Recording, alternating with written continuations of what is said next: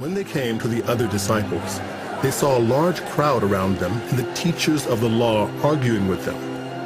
As soon as all the people saw Jesus, they were overwhelmed with wonder and ran to greet him. What are you arguing with them about? He asked.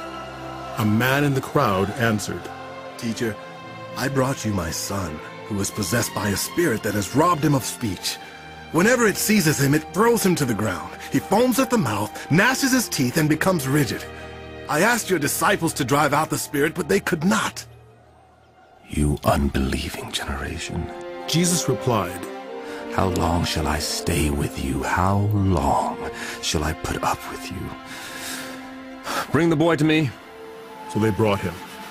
When the spirit saw Jesus, it immediately threw the boy into a convulsion. He fell to the ground and rolled around, foaming at the mouth. Jesus asked the boy's father, How long has he been like this? From childhood. He answered, It has often thrown him into fire or water to kill him. But if you can do anything, take pity on us and help us. If you can.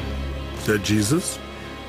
Everything is possible for one who believes. Immediately the boy's father exclaimed, I do believe. Help me overcome my unbelief. When Jesus saw that a crowd was running to the scene, he rebuked the evil spirit. You deaf and mute spirit, He said, I command you, come out of him and never enter him again. The spirit shrieked, convulsed him violently, and came out. The boy looked so much like a corpse that many said, He's dead. But Jesus took him by the hand and lifted him to his feet, and he stood up.